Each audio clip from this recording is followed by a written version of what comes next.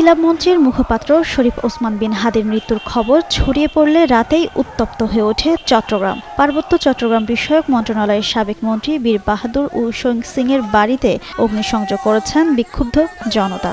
বৃহস্পতিবার রাত ১টার দিকে বান্দরবান সদরের রাজার মাঠ এলাকায় সাবেক মন্ত্রী বীর বাহাদুরের বাসভবনে এই অগ্নিসংযোগ করা হয়। স্থানীয়রা জানান, বান্দরবান শহরে বিক্ষুব্ধ ছাত্র জনতা গভীর রাতে জেলা শহরে বিক্ষোভ মিছিল বের করে। মিছিলটি বাজার হয়ে রাজার মাঠ এলাকা দিয়ে যাওয়ার সময় আওয়ামী লীগের সরকারের পার্বত্য চট্টগ্রাম বিষয়ক মন্ত্রী বীর বাহাদুর ও সিংয়ের বাসভবনে অগ্নিসংযোগ করে। এই সময় তারা হাদির মৃত্যুর জন্য দায়ী করে বীর বাহাদুরকে গ্রেপ্তারে স্লোগান দেন। পরে বাজারে ট্রাফিক মোড়ে গিয়ে সংক্ষিপ্ত সমাবেশ করে। এদিকে অগ্নিসংযোগের খবর পেয়ে সেনাবাহিনী, পুলিশ ও ফায়ার সার্ভিসের কর্মীরা ঘটনাস্থলে গিয়ে দীর্ঘক্ষণ চেষ্টার পর আগুন নিয়ন্ত্রণে আনে। জেলা পুলিশ সুপার মোহাম্মদ আব্দুর রহমান বলেন, ঘটনাটি তদন্ত করে খতিয়ে দেখা হচ্ছে। জেলা জুড়ে নিরাপত্তা ব্যবস্থা জোরদার করা হয়েছে।